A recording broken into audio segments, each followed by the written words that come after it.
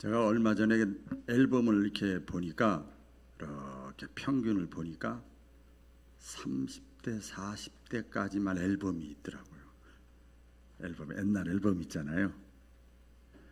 그 이후에는 없어요. 물론 스마트폰이라는 것이 있어서 그런 것도 있지만 그 젊었을 때 사진이 참 많았어요. 근데 그 나이가 들어서 사진이 별로 없더라고요. 나이가 젊었을 때는 막 사진 찍기 엄청 좋아하죠. 잘났다 이거지, 이쁘다 이거지, 꽃이다 이거지. 멋있고 아름다울 때잖아요. 찍어요. 사진을 찍어요. 그러다 나이가 들면은요, 사진 찍기 싫어해요. 저도 어느 때부터인지 잘 모르겠어요. 시차는 모르겠는데 사진 찍는 게 별로 이렇게 관심이 없어졌어요. 그냥 이상하게 그 자연, 꽃, 물, 구름 이렇게 이런 자연을 찍게 되더라고요. 이렇게 그 제 사진은 별로 없고 뭐 그런 거 많이 찍게 되고 자연스러운 거, 인위적이지 않은 거 그런 거 자꾸 이제 담게 되더라고요. 왜 제 사진을 안 찍는가? 제가 여러분 다 공감할 거예요. 이렇게 찍고 나서 저를 보면 내가 이렇게 생겼다고? 내가 이렇게 늙었단 말이야? 그게 천만이야 그 얘기야. 그러니까 사진 찍기가 싫어요. 근데 아직도 사진 찍기 좋아하는 사람들은 긍정적으로 보면 젊은 사람이고 약간 더 디테일하게 보면 착각하고 있는 사람들이에요. 내가 젊다고 그런 생각을 하는 사람들인 것 같아요. 유명한 얘기가 있죠. 소크라테스가 뭐라고 그랬습니까? 너 자신을 알라. 예수님은 그걸 다른 말로 표현했습니다. 형제의 눈 속에 있는 티를 지적하지 말고 내 눈 속에 있는 들보를 먼저 보라. 그게 소크라테스 말로 하면 너 자신을 알라. 신앙생활의 관점에서 보면 저분이 이래요, 요분이 이래요, 교회가 이래요, 저희가 이래요, 저리가 이래요, 저리가 이래요. 너 신앙생활을 어떻게 하고 있어? 참 중요하죠. 제가 가만 곰곰이 생각을 해봤어요. 아무리 그 사람이 공부를 많이 하고 아무리 현명하고 아무리 지혜롭고 아무리 잘난 사람도요, 자기 모습을 자기가 볼 수 없다는 거예요. 그렇죠? 볼 수 없잖아요. 자기 모습을 보려면 거울을 봐야 돼요. 어쩔 수 없이. 그렇죠?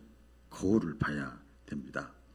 우리 성경에 보면 이 성경 말씀, 하나님의 말씀을 뭐라고 말씀을 하셨는가 하면 거울이라고 그랬어요.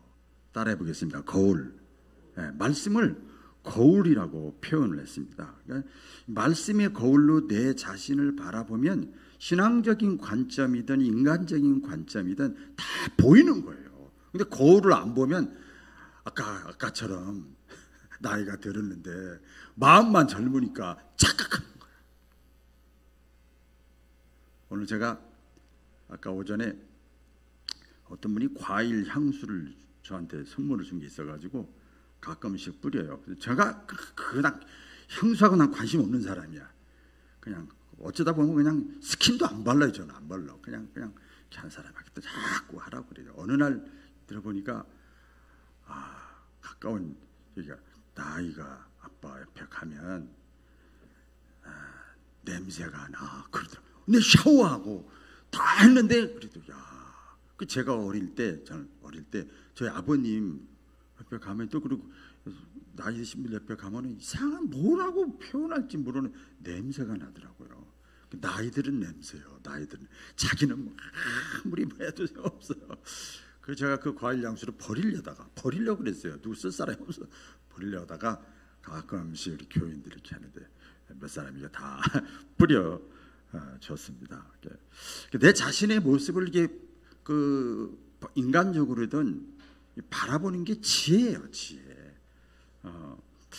말씀의 거울입니다. 그래서 오늘 말씀을 통해서 우리의 신앙의 모습, 삶의 모습을 한번 비춰봤으면 좋겠습니다. 제가 뭐처럼 한번 이미지 사진을 했는데요. 이런 사진이 있습니다. 주보에도 제가 사진을 올렸어요. 주보에도 글 대신 최근에는 이미지 사진으로 올립니다. 이게 뭐예요? 아빠, 내가 차에 밥 줬어. 어린 아이가 하는 거예요. 세차를 하고 있는데 아빠가 세차하는 아빠 옆에서 주유구 자동차 그 주유구에다가 수돗물을 탁 집어넣으면서 아무런 꺼리낌이 없는 거예요. 이게요 만들어낸 게 아니고 인터넷에 아주 막 뜬 거예요. 이게 조회수가 엄청 많아요. 아빠, 내가 차에다 밥 줬어. 그러니까 아주 해맑게 미소 짓는 딸의 모습이죠. 참 아빠가 어떻겠어요. 그리고 이 아이는 아무런 꺼리낌이 없어요. 자기는 지금 칭찬 받을 거라고 생각한 거야. 여러분 생각을 해보세요. 어린 아이니까, 아직 어린 아이니까, 순수하니까, 깨끗하니까 속상하지요. 막 그렇지만 애기로 봐줄 수 있어요. 그런데 이 아이가 다 컸는데, 성인이 되었는데도 이렇게 하면 참 심각한 거예요. 그렇죠? 우리가 신앙의 연수가 오래됐어도 또 신앙교회 다니다 보면 직분도 받았죠. 받았어도 하나님의 뜻을 제대로 알지 못하는 거야. 뭘 모른다고요? 하나님의 뜻. 하나님의 뜻을 제대로 알지 못해가지고 엉뚱한 행동을 하는 거죠. 실천하지 못하고, 그러면 신앙 세계에서는 이 어린아이나 똑같은 거죠. 미성년이죠. 어떤 분은 성인 아이라 그래요. 이게 이제 과도기다, 반항기다, 막 청소년기다, 그렇게 얘기를 해요. 그래서 이 어린 신앙적으로나 인간적으로나 이 어린아이가 갑자기 어른이 되지는 않더라고요. 이제 이렇게 과정이 있고 단계가 있고 좀 시간이 이렇게 걸려요. 시간이 이렇게 걸립니다. 오늘 아침에 아침 식사를 하는데 제가 지난주인가요? 우리 어느 구역에서 했는데 김치가 진짜 맛있더라고요. 김치를 이렇게 해줬는데 지난주인가 어제 맛있다고 먹을 때마다 맛있다. 10번도 더 얘기해. 맛있다. 그거 하나만 있으면 돼. 나는 그렇게 하고 계란 3개하고 김치하고만 먹고 라면 반 쪼가리하고 김치가 먹고 밥솥에서 조금 밥 몇 개 남은 거 한 숟갈 조금 남은 거 그거랑 김치만 먹고 막 이랬어요. 근데 오늘 아침에 얘기해요. 이게 먹는데 저는 뭐든지 감사하게 먹거든요. 그냥 할렐루야하고 먹거든요. 근데 오늘 김치 맛이 예전 같지 않다. 맛이 안 좋다. 제가 그랬더니 사모가 그러는 거예요. 그거 지금 익어가는 과정이야. 그거 아직 덜 익어서 그래. 그런 얘기를 하더라고요. 뭐 상식적으로 저도 아는 거지만 김치가 잘 익으면 맛있잖아요. 사람도 그렇다 이 말이야. 사람만 그럴까요? 신앙도 그렇다 이거. 신앙도. 이 교회가 우리 교회가 16년이 됐는데 교회의 그 성장 과정도 보면 그렇더라고요. 성숙하면 맛있고 훈훈하고 평화롭고 은혜롭고 이런데 이렇게 이게 덜 익으면 청소년, 우리 교회가 말하면 굳이 청소년기나 마찬가지죠. 중요한 것은 뭐냐면 어쨌든 뭐 과일도 그렇고 뭐 김치도 그렇고 사람도 그렇고 모든 게 다 성장해야 되고 잘 익어야 됩니다. 우리 다 성장하고 익어가는 하나님의 사람, 신앙의 사람 되어지기를 바랍니다. 오늘 그 본문 말씀 그렇게 서론을 드리고요. 본 말씀에 보면 에스겔서 구약 내용인데요. 에스겔이 기도 중에 환상을 봤어요. 하나님의 환상을 통해서도 꿈을 통해서도 하나님께 말씀하시거든요. 깨닫게 하시거든요. 이렇게 설교를 통해서도 듣지만 환상 중에 앞으로 미래에 이 인류가 모든 게 다 끝나고 천년왕국, 새하늘 새 땅, 하늘나라에서 이루어질 천년 왕국에 대한 것을 딱 이렇게 예시를 계시를 보여주면서 그 성전이 보이기 시작하는 거예요. 성전, 오늘날 말하면 교회지요. 성전이 보여요. 근데 성전 문지방에서부터 뭐가 흘러내리기 시작하면 물이 막 흘러내리기 시작을 해요. 그래서 오른쪽으로 흘렀다, 왼쪽으로 흘렀다, 그다음에 바닥에서 나왔다, 옆에서 나왔다. 막 처음에는 한쪽에서 물이 흘러더니 강대상에서 물이 나가면 구역을 통해서 뻗어나가고, 기관을 통해서 뻗어나가고, 은혜 받은 권사님을 통해서 뻗어나가고, 여기서 뻗어나가고, 저기서 뻗어나가고, 이게 정상이요. 할렐루야. 그렇게 막 이렇게 뻗어나가요. 흥강이 돼서 흘러내립니다. 그러면서 하나님의 천사가 에스겔에게 얘기합니다. 그걸 지나가게 하라고. 물 흘러내가는 대로 막 지나가라고 했어요.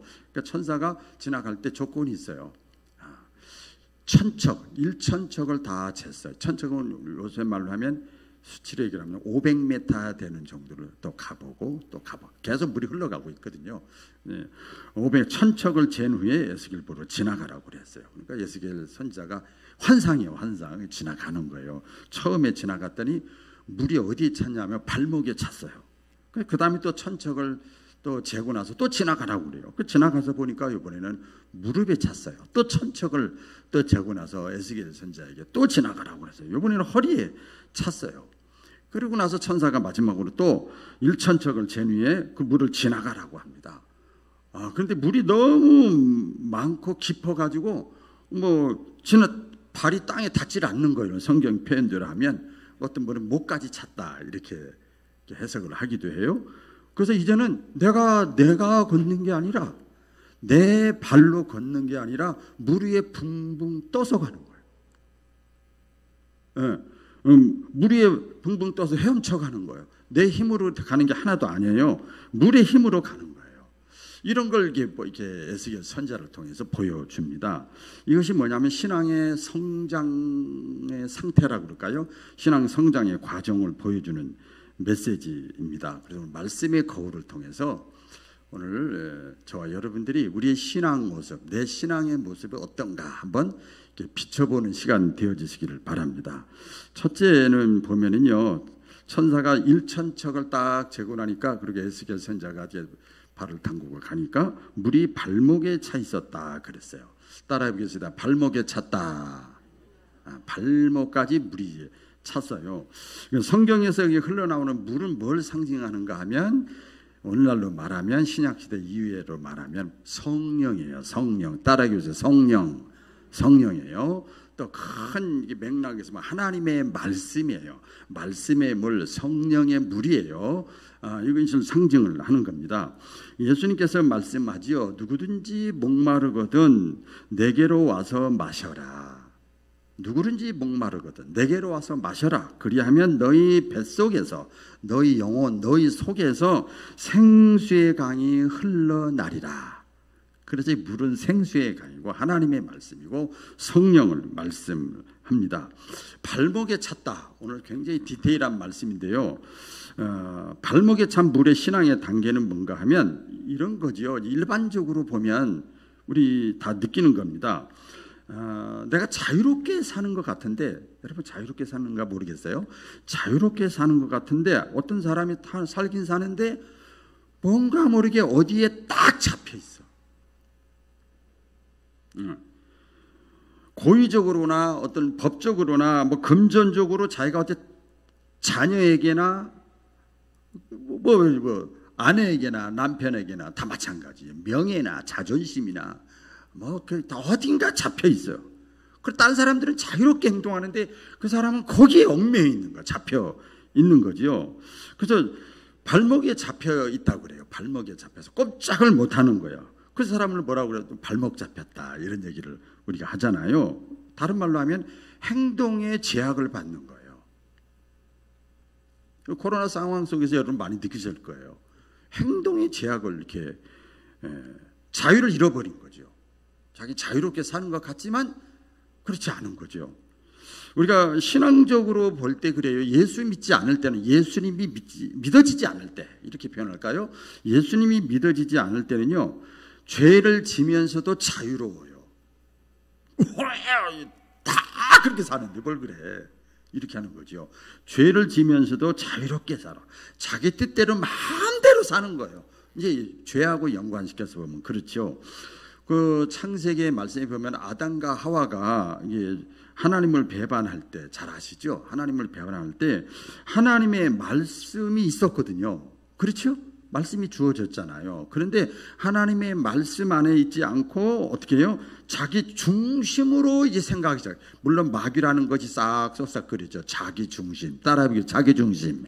이게 중요한 거예요. 자기 중심, 자기 마음대로 좋은 것을 선택하고 또 자기가 하고 싶은 걸 플러스 하는 거야. 가감하는 거예요. 네? 가감하는 거. 이거 사람에게 다 그런 것이 있어요. 그렇게 해요. 그 인본주의로 사는 거예요. 자기 중심주의라고 그러죠. 하나님의 말씀이 떨어졌는데 이렇게 말씀이 나가는데 거기다가 나에게 내가 살을 붙이는 거예요. 색깔 막 집어넣는 거예요. 그렇게 하다 보니까 그게 타락이에요. 여러분, 정말 종교라고 그럴까요? 신앙은요, 단순하고 어린아이 같아야 되거든요. 거기서부터 타락이 시작되고, 말씀이 기준이 아니라 말씀이 떨어져도, 물이 흘러 넘쳐도, 하나님의 말씀이 떨어졌어도 내 경험, 내 생각, 내 지식, 이것이 그냥 우선이 되는 거예요. 여기서부터 이제 문제가 생기기 시작을 합니다. 그러나 여러분, 하나님께서, 성령께서 역사하셔서 그렇게 마음대로 아까처럼 자기중심적으로 살던 사람이 하나님의 부르심을 받는 거예요. 어느 날 갑자기, 이게 증생이라고 그러죠. 어느 날 갑자기 하나님의 부르심을 받아. 어느 날 갑자기 예수가 믿어져. 어느 날 갑자기 인간의 죽음이 끝이 아니고 천국과 지옥이 있다는 것이 믿어지는 거야. 이게 하나님의 부르심이에요. 이게 은혜를 통해서 믿음이 주어지는 거예요. 부르심을 통해서. 그것이 그 다음부터 그 사람은 말씀의 발목에 붙잡히는 거예요. 그 다음부터 성령의 발목에 붙잡히는 거죠. 제가 그렇게 표현하는 거죠. 그 성령께 발목에 붙잡혔다, 말씀으로 발목이 붙잡혔다 하는 것은 뭐냐면, 내가 지금까지 하나님 없이, 말씀 없이, 성령의 감동이고 뭐가 필요 없어. 기껏해야 내 양심밖에 없어. 그렇게 살다가, 하나님 없이 막 살다가 이제부터는 하나님이 있는 삶, 말씀이 내 속에 있어. 무식하면 용감한 건데 뭔가 이제 들어온 게 있는 거예요. 뭔가 이게 찌릿찌릿하고 마음에 경험한 것이 있는 거예요. 내가 원튼 원치 않던 성령의 감동이 임해서 믿음이 생겼어. 말씀이 들어왔어. 그런 체험을 해서, 중생의 체험을 해서 눈물을 흘렸어. 마음의 평안과 기쁨이 생겼어. 이게 이제 하나님의 부르심을 받았다는 영적인 증거죠. 내적인 증거예요. 그러면 잘 들어보세요. 그 다음부터는 내가 원튼 원치 않던, 나는 하나님의 간섭과 지도를 받고 살 수밖에 없어요.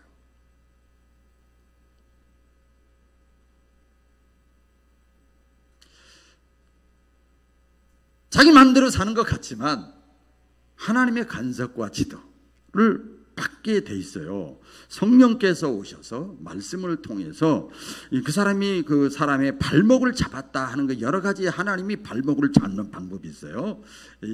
이런 것이 있죠. 병이 들어가지고 할 수 없이 교회 나와서 기도하고 성령께 발목이 딱 잡히는 사람이죠. 병 들을 때 마음이 약하거든요. 신기해요. 교회 생활도 안 하고 신앙생활도 개떡소떡같이 하던 사람인데 기도해 주면 울더라고요. 좀 많이 경험했어. 사도신경도 잘 못 외우는 사람이야. 근데 막 울어. 자기가 병들었을 때는. 하나님 이제 발목 붙잡는, 그렇게 해서 하나님 앞에 나오고, 어떤 사람은 생활에 어려움을 당해서 교회 나와서 하나님께 기도하고 발목이 잡히는 사람이 있어요. 어떤 사람은 조금 이제 우리가 폭넓게 보면은 인생의 허무하다 하는 걸 갑자기 느끼기 시작하는 거예요. 좋은 집, 좋은 자, 이렇게 하다가 갑자기 어느 날 인생의 허무감을 느끼는 거예요. 인생이 무의미하다, 허전하다. 이걸 깨닫고 갑자기 그것이 막 와닿기 시작하는 거예요. 먹어도 살아도 자식이 잘 나가는 것도 그냥 이렇게 보이기 시작하는 거예요, 이제는. 그러면서 하나님 앞에 발목이 잡혀서 나오는 사람이 있죠. 또 아내나 남편이나 또 친구의 인도를 통해서 교회 나와서 또 신앙생활하면서 하나님께 또 말씀에 발목이 잡히는 사람이 우리 흘러가고 있으니까, 강대상에서. 그렇죠? 흘러가고 있으니까. 또 자식의 문제 때문에 나는 싫은데, 나는 그냥 그런데, 나는 없어도 되는데, 자식 때문에, 자식이 잘 되기를 원해서 이렇게 하나님께 발목을 잡히기도 합니다. 이렇게 해서 이제 하나님 앞에 부르심을 받는 거죠. 하나님이 부르시는 방법이, 발목을 잡는 방법이 그렇게 다양해요. 그런데 이 발목이 잡히기는 했지만, 그래서 하나님의 간섭이 직간접으로 이제 시작이 되었지만, 중요한 게 뭐냐면 아직까지는 내 자아가 완전히 살아있어. 나는 나야, 나는 나야. 부부간에도 나야 나, 이런 거죠. 이게 자아가 완전히 살아있어. 다른 말로 하면 여전히 자기 중심적이고 교만하고 세속적이에요. 간섭을 받는다고 그래서 그 간섭하는 사람 말 다 듣는 사람이 없잖아요. 똑같은 거죠. 그래서 이렇게 이제 여전히 자기 중심적이고 세속적이고 이러다 보니까 살면서 어떤 상황이 이제 발생을 합니다. 상황이 발생을 해요. 예를 들어서 코로나가 발생했어. 코로나가. 폭우가 왔어. 막 날씨가 갑자기 더워. 뭐 우리 요새 최근에 올라면 직장에서 갑자기 뭐 이제 은퇴를 했다든지 뭐 질병이 생겼다든지 뭐 이런 상황이 발생하는 거죠. 상황이 발생하면은요, 옳았구나 그러는 거예요. 옳았구나, 핑계거리 생겼다. 명분이 생겼다. 기회가 생겼다. 그리고 발목 잡힌 데서 그냥 죽지 못해 갇히게 하다가 거기서 싹 빠져나는 거야. 탁탁탁탁 터는 거예요. 자신 있어 말을 해도. 저랑 통화할 때 보면 자신 있더라고. 너무나 당당해. 제가 이번 주에 지난주 금요일 날 그저께 어떤 목사님들 모였는데요. 나 코로나 걸려서 이게 힘들어요. 코로나 걸려서 이게 힘들어요. 코로나 걸려서 이게 힘들어요. 그런데 어떤 또 친구 목사님이 나는 암에 걸렸어. 그러니까 아무 말도 못하더래요. 아무 말도 못하더래요. 예, 이 탁탁 털어버리고 자기 마음대로 막 살려고 애쓰는 사람들, 기회만 있으면. 그런데 여러분, 그 자기가 이제 그래서 빠져나가는 거지요. 막 쉽게 더 디테일하게 얘기하면 기도 생활 안 하고 사명 감당 안 하고 예배 참여 안 하고 그냥 하는 거지 뭐. 기회니까, 명분이 떳떳하니까 그렇게 막 그래요. 도망가는 거예요. 예, 스펄전 목사님은 하나님께로부터 도망가는 거다. 멀리 도망치려고 그래요. 그런데요, 중요한 것이 있어요, 여러분. 하나님이 한 발목을 잡으면 멀리 도망 못 가요. 같이 해보겠습니다. 하나님이 내 발목 잡으면 나는 멀리 도망 못 간다. 이거 깨달아야 돼요. 그 이유가 왜 그런가 하면 내 신앙 양심이나 생활 속에서 성령님의 족쇄가 하나님의 말씀을 통해서 이미 채워져 있어요. 육신의 눈으로 안 보이지만 이미 채워져 있기 때문에 그렇습니다. 그래서 육신의 눈으로 안 보이니까 하나님을 반역하고 자기 마음대로 살려고 막 다 옛날 방식으로 막 살아보려고 막 그래요. 그러다 발목이 잡혀서 멀리 달아나지는 못하는 거예요. 그리고 달아나려고 하는데 그때 한 주간은, 두 주간은, 한두 달은 좋은데 그 다음부터는 힘든 거야. 괴로운 거야. 막 더 아픈 거야. 이 비유를 한번 들어보면요, 그 양과 염소가 있는데요. 그 조사한 걸 보니까 저도 처음 그렇구나. 염소는요, 이게 데리고 가려고 그러면요, 안 끌려가려고 그럽니다. 천성적으로. 이렇게 끌면 무조건 일단 이렇게 한대요. 안 끌려가려고. 그러면 계속 끈다는 거예요. 왜? 염소의 습성을 알기 때문에 끌고 간다는 거예요. 그러면 안 끌려가려고 넘어지고 막 발이 저기 하고 이렇게 하면서 또 맴매도 받고 이러면서 결국은 끌려간대요. 근데 양은 이게 딱 끌면 이렇게 끌려온대요. 그러니까 고생하지 않고 끌려오는 거예요. 양 되시기를 주의 이름으로 축원합니다. 예, 자기가 버티면 버틸수록 이 염소는 고생하다가 오는 거예요. 제가 그 소관리라고 그랬는데 언젠가도 한번 얘기했는데, 제가 제 큰아버지 집이 인천 검단 집에 있었는데 거기에 뭐 농사도 짓고 뭐 가축도 많이 키우고 하우스도 많이 하고 그러는데 거기 가면 제가 어릴 때 많이 가서 봐서 알아요. 그 소 외양간이라니까 소가 몇 마리 있었어요. 근데요, 소 관리하는 거 보니까 어릴 때부터 봤어요.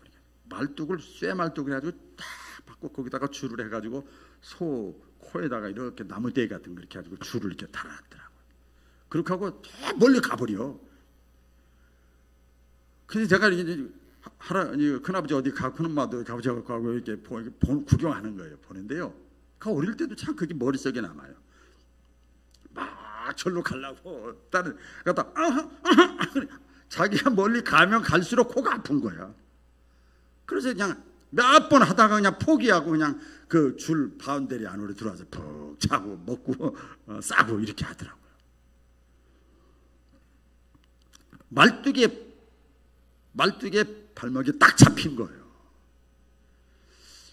참 이를 깨닫는 게 많아요. 우리 그 고래잡이 배도 보면요, 제가 TV에서만 실제로 봤는데 보면 고래를 향해서 어떻게 합니까? 착사를 해가지고 총같이 팍 쏘잖아요. 그래가지고 날라가지고 고래 등에 그냥 작살이 딱 박히면은요, 됐다 그래요. 아니 아직 고래 잡아갖고 온 것도 아닌데 그 고래잡이 사람들이 그래, 됐어 이제 됐어 그러는 거예요. 딱 작살이 고래 등에 딱 박히면 그 다음부터 어떻게 하는가 하면 끌어당기질 않아. 그러면 아프니까. 여러분, 우리가 처음에 예수 믿고 신앙생활하면 눈물 콧물 흘리는 게 다 그래서 그러는 거예요. 아픈 거죠. 내가 이 정도밖에 안 되나? 내 죄가 이렇게 큰가? 막 근데 왜 그런 게 생기는 거죠. 막 도망가는 거야. 이렇게 막 아프니까. 그러면 그때부터 작살의 줄을 어떻게 하지요? 아시네. 어떻게 권사님 잘 아시네. 어떻게 잘 알아? 쫙 풀어줍니다. 마음대로 도망가라고 풀어줘. 길게 쫙 풀어줘요. 그러다가 살짝 당겨보면 또 힘이 있으면 놔두고, 힘이 다 빠질 때 되면 그때 쫙 잡아 당기는 거예요. 그럼 꼼짝없이 돌아오는 거예요. 별도리 없이 그때 끌려오는 거예요. 그렇게 잡는 거지요. 발목이 하나님 앞에 이게 말씀을 통해서 성령의 감동을 통해서 은혜를 체험한 사람은요, 이미 발목까지 신앙이 온 사람들이에요. 성령의 작살, 말씀의 작살이 몸에 딱 박히면 자기 마음대로 도망치는 것 같지만 하나님의 밧줄이 박혀 있어. 노예를 딱 머리에다가 딱 그 노예라고 저기 하는 것처럼 박혀 있어요. 그래서 달아나다가 반항하다 힘이 없어 지쳐 있으면 그때 안에 떡 끌고 오면 그때는 그냥 아무 말 안 하고 와 그냥 끌려오는 거지요. 그래서 지혜로운 사람은 더 이상 고생하지 말고 방황하지 말고 빨리 하나님이 끌어당길 때 돌아오는 저와 여러분 되기를 주의 이름으로 축원합니다. 그런 이 말씀이죠. 자, 그런데 신앙의 성장 과정에서 보면 이 신앙의 첫째 단계가 바로 이 말씀으로 발목이 잡히고 성령으로 발목이 잡히고 물에 딱 거기까지 채우는 거예요. 작살이 딱 채워지는 거예요. 자, 그런데 이렇게 잡힌 사람들이 교회에 있거든요. 있어요. 말씀과 성령으로 잡혀서 이렇게 나온 사람이 있어요. 여차하면 빠져나가려고 하는 사람, 그런 사람 많거든요. 자, 이런 발목 신앙에 잡힌 사람들을 보고 제가 이제 묵상을 해봤어요. 이제 주변 사람들이 이렇게 얘기하는 거죠. 교회는 나가니까 저 사람 예수 믿는다고 하면서 행동이 왜 저 모양이야? 이런 소리 듣는 거예요. 예수 믿는다고 하면서 교회 가서 예배도 드리고 성경도 옆에 끼고 왔다 갔다 하면서 밖에 나와서는 왜 술도 마시고 도박도 하고 싸움도 하고 세상 죄도 똑같이 짓고 저게 무슨 예수쟁이야? 안 믿는 사람 보고 그러는 게 아니에요. 뭐 했다 하면 원망하고 불평하고 부정적이고 험담하고 시기하는데 저게 무슨 예수쟁이야? 이게 발목에까지만 이 물이 찬 사람들이 모여 있는 사람이 있으면 그런 소리를 주변에서 듣는 거예요. 그 사람의 신앙의 연수와 직분하고는 아무 상관없는 거예요. 여러분 근데요, 인스파이트 그럼에도 불구하고 따라해보겠어요. 그럼에도 불구하고 그럼에도 불구하고 그 사람이 그렇게 해도 그 사람은 예수쟁이에요. 그 사람들이 그냥 불평하며 뭐 욕하는 거예요. 예수쟁이에요. 그냥 그 사람은 지금 발목까지만 잡혔을 뿐이야. 발목까지만 잡힌 거예요. 그러면 어디가 안 잡혔어요? 몸과 손과 발은 아직도 살아있는 거예요. 살아있어요. 자기 마음대로 하는 겁니다. 발목까지만 잡혔기 때문에 이런 거지요. 저도 그런 과정을 많이 체험을 했는데, 손과 마음을 이렇게 다 발목만 잡혔으면 이거 마음대로 사는 거예요. 그렇게 한 다음에 집에 들어오는 거야. 이제 밖에서 그렇게 살다가 손과 발이 뭐 마음대로 집에 들어와 가지고 밤에 잠을 자면 기쁘질 않아. 기분이 안 좋아. 뭔가 꺼림직하고요. 후회하는 마음이 생기고요. 평안도 없고요. 그래요. 왜 그러냐면 그때 딱 지금 발목으로 다시 또 잡아 당기는 거예요. 그래서 사도 바울이 이것을 발목에 잡혔을 때 괴롭다 그러는 거예요. 차라리 안 믿으면 상관없을 텐데 믿어서 평안이 없고 기쁨이 없어요. 기쁘고 좋으라고 세상 사람들은 노는 대로 마음대로 살았는데 기쁨이 없는 거죠. 여러분, 하나님과 밀고 당기기 시합하지 마시고 일찌감치 양과 같이 항복하고 돌아오는 저와 여러분 되기를 주의 이름으로 축원합니다. 마지막 두 번째입니다. 네 가지 이 단계인데 두 번째 단계까지 할 텐데요. 천사가 1천척을 또 재고 나서 에스겔 선지자에게 또 걸어가라 그랬더니 그 다음에 물이 무릎까지 차 있었어요. 무릎. 발목을 잡은 다음에 하나님께서 뭘 잡았냐? 무릎을 탁 친 거예요. 따라해보겠습니다. 무릎을 탁 쳤다. 무릎을 탁 친 거예요. 사람이 이렇게 잡아가지고 우리 운동하시는 분들은 알 거예요. 무릎을 딱 잡아서 눌러버리면요 막 그냥 구부러지는 거야. 무릎을 딱 구부리는 거. 꼼짝 못해요. 뭐 다른 데 칠 필요 하나도 없지요. 이걸 두 번째 신앙의 단계는 무릎을 꿇어 앉히는 단계예요. 무릎을 꿇어 앉히는 단계예요. 그래서 하나님께 붙잡히면요 두 가지가 항상 같이 옵니다. 하나는 뭔가 하면 시험과 환난과 고난도 오게 되고, 또 하나는 하나님의 은혜와 축복도 같이 옵니다. 그런데 중요한 건 결국에 가서는 은혜와 사랑과 축복과 환난과 핍박과 고난, 어려움 이런 걸 통해서 결국에서는 하나님은 그런 걸 다 섞어서 하시면서 성경을 보시면 잘 나오잖아요. 결국은 하나님 앞에 무릎을 꿇어서 항복하게 만들어요. 항복이라고 하는 것은 여러분 기분 나쁜 소리잖아요. 마지막 남아있는 아이덴티티 자존심인데 이것까지 내가 거꾸란 말이야? 얼마나 그래요. 그래서 사람은요 자발적으로 순순히 항복하는 사람 한 사람도 없어요. 본성이 그래요. 그래서 한동안 거센 반항을 하고 몸부림을 치다가 최종적으로 안 되면 이제 두 손 드는 거야. 그때 항복하는 거죠. 가만히 생각을 해보면요, 내가 지금 반항한다는 것이 은혜더라고요. 제 체험을 보니까. 내가 지금 반항한다고 하는 건 뭐냐면 내가 지금 하나님을 인정하고 있다는 거예요. 다른 말로 하면. 아멘이죠.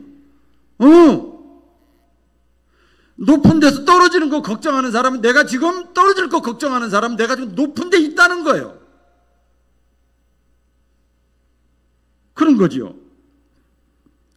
성경에 보면 요나나 야곱 같은 사람들 있잖아요. 다 설명할 수는 없습니다만은 하나님께 딱 잡히고 나서 무릎 꿇게 만드는 그 과정이 있잖아요. 이게 반항을 할 땐 그런 거예요. 저도 많이 그랬어요. 하나님 있으면 한번 해봐.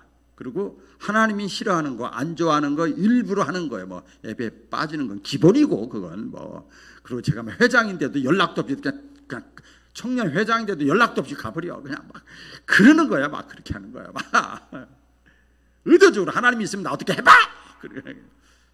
괜히 하나님하고 대항하는 거죠. 그런데 여러분 이것도 또 기억을 하셔야 돼. 성경에 아까 요나나 뭐 야곱이나 뭐 제 또 성경에 많은 인물이 있습니다만 하나님께 대해서 반항하고 몸부림 쳐봤자 내가 하나님보다 강하지 않기 때문에 결국은 집니다. 저요. 세월이 지나가면 별 덜이 없이 이 발목까지 이미 잡힌 사람은요, 하나님이 무릎을 탁 치기 때문에 결국은 무릎을 꿇게 돼 있어요. 이 무릎을 꿇는다는 게 그럼 뭔가, 무릎까지 신앙이 왔는데 자아가 깨어지는 거예요. 자아가. 자아가 깨어지는 거예요. 이 자아가 깨어지는 게 제일 힘들죠. 그 무릎은 꼭 기도를 상징하잖아요. 따라해 보겠습니다. 기도는 무릎이다. 기도가 무릎이고 무릎이 기도예요. 기도가 뭔가 자기를 내려놓는 거예요. 자아를 내려놓는 거예요.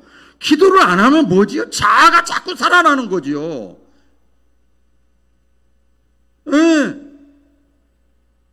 잘났어. 자기가 잘났어. 자아가 기도를 안 하니까. 기도를 하면 내가 잘난 것 같은데 아무것도 아니야.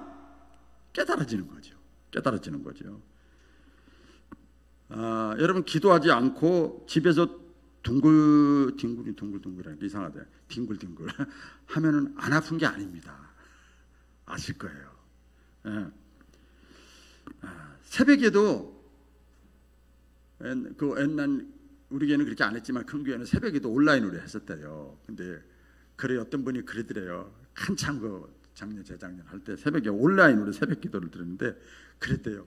와, 세수할 필요도 없고 머리 다듬을 필요도 없고 나갈 필요도 없고. 그래서 그때 교회 안 나가고 집에서 평화로다 그랬대요. 근데 믿으면 다 떨어진 거죠. 여러분 기억을 하셔야 돼요. 발목신앙과 무릎신앙을 우리가 묵상하시면서 은혜 받은 사람이, 성령이 말씀이 발목까지 간 사람이 기도 생활을 안 하면 더 힘들어져요. 좀 겁줄까요? 큰일 납니다. 큰일 나요.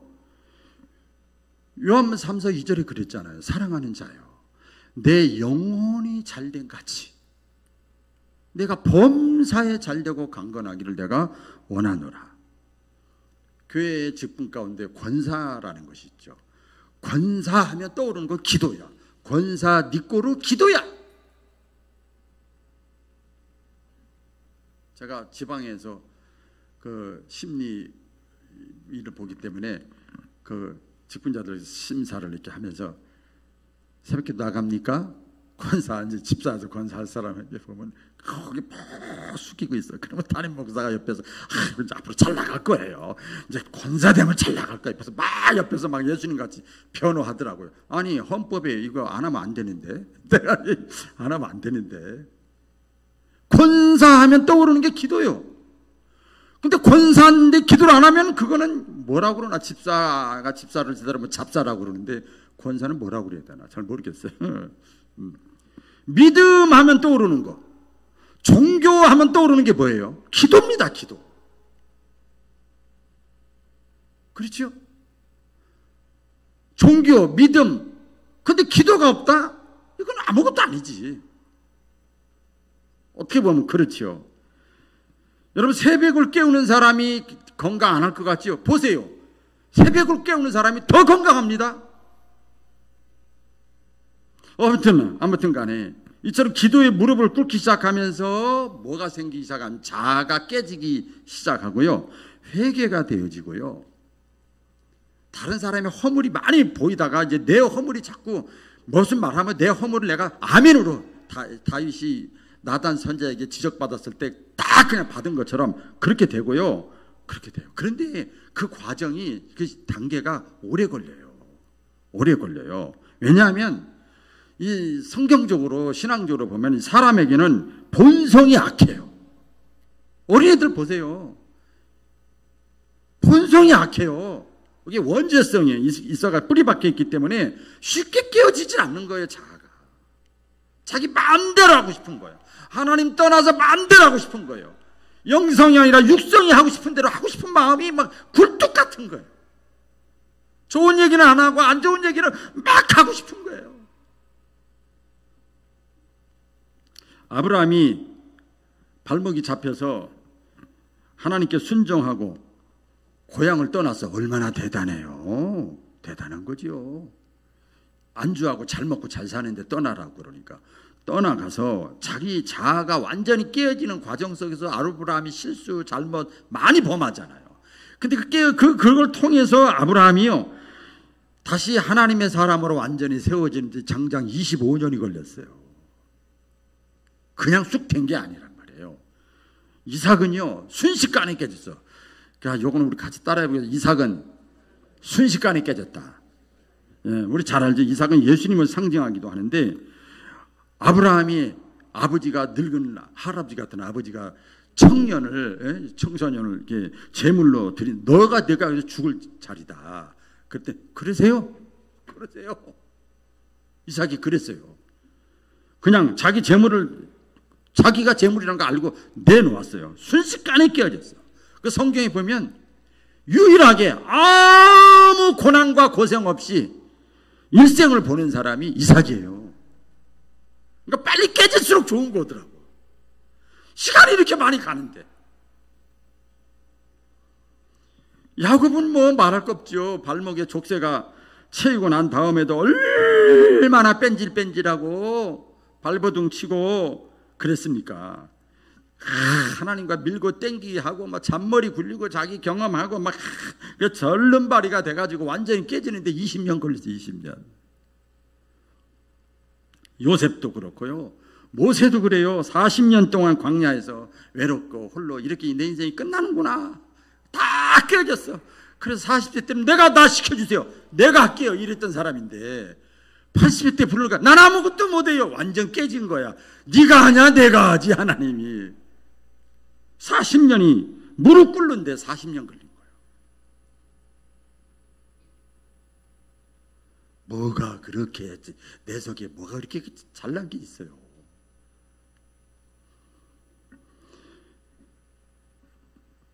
내 아집이 깨지고 내 어떤 지혜, 경험, 지식, 어떤 수단, 방법이 다 깨어지고 하나님 앞에 다 내가 내어놓고 하나님께 두 손 들고 항복하는 거야. 항복을 할 때 이렇게 하는 거죠. 이제부터는 어떤 상황이 닥쳐도 내가 믿음으로 살게요. 이게 항복이에요. 같이 해보겠습니다. 이제부터는 어떤 상황이 닥쳐도 믿음으로 살겠습니다. 이렇게 고백하는 단계, 자아가 깨어지는 완전히 무릎 꿇는 단계까지 가는데 시간이 많이 걸려요. 많이 걸려요. 우리 사람은요, 지식적으로는 마음으로는 주여 믿습니다. 우리 잘하지요? 잘하더라고요. 저도 물론 말하는 사람이잖아요, 설교. 대배기도 할 때 보면 진짜 교회 엄청 사랑하더라고, 교회를. 그리고 뭐 찬양 뭐 저기 할 때 보면 그냥 전도를 엄청나게 막 할 것 같아. 그래요. 해야죠. 주님 믿습니다. 주님 사랑합니다. 주님 감사합니다. 주님 순종합니다. 그렇게 말하고 하면서도요, 고백하고 하면서도 실제 행동으로는요, 안 해요. 하나님 앞에 무릎 꿇는 것은 그래서 보면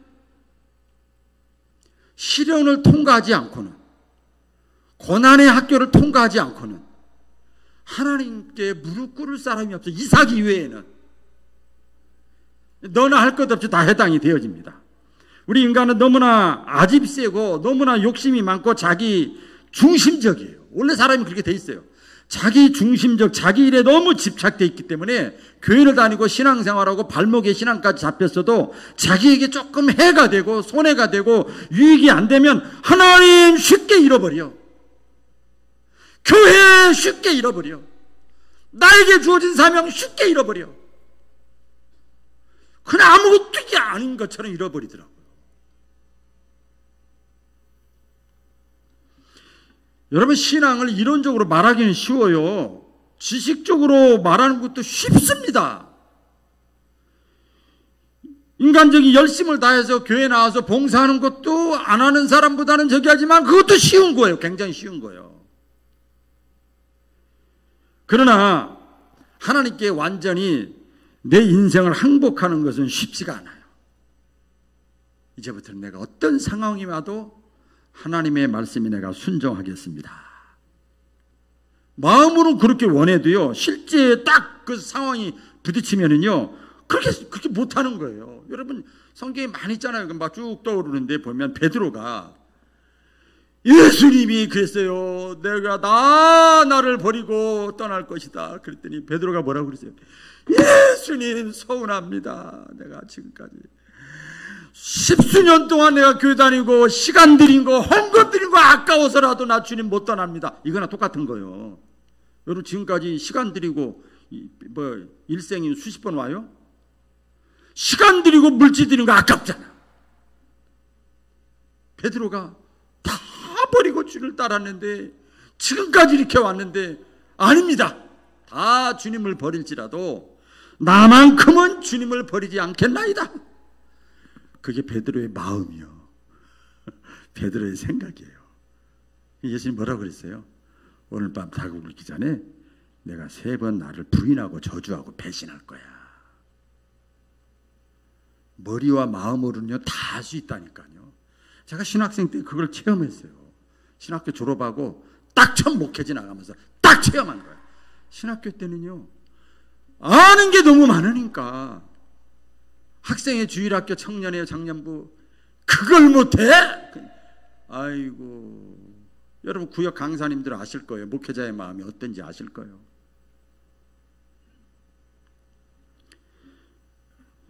예수님께서 십자가에 못 박히기 전에 나를 위해서 기도해다오. 너희가 기도 안 하면 시험 든다. 그렇게 예수님이 말씀하셨어요. 그러면서 제자들이 그러다 우리가 한다고 하는데, 그러니까 너희가 마음은 원이로되, 마음은 있다니까요. 마음은 육신이 약하도다. 예수님이 실제 고난을 당할 때 자기들의 해가 될 것 같으니까 다 떠나버렸잖아요. 머리로 생각으로 마음으로는요 쉽다니까요. 그러나 하나님께 완전히 내 일생을 항복하는 것은 쉽지가 않아요. 무릎을 꿇기까지 말씀이 성령께서 발목에서 무릎까지 오기 전까지는, 담그기 전까지는, 내가 그 자리까지 들어가기 전까지는 쉽지가 않아요. 제가 그렇게 무릎까지 올라와야만 하나님의 말씀에 그나마 순종할 수 있고, 그리고 하나님의 역사를 체험할 수가 있어요.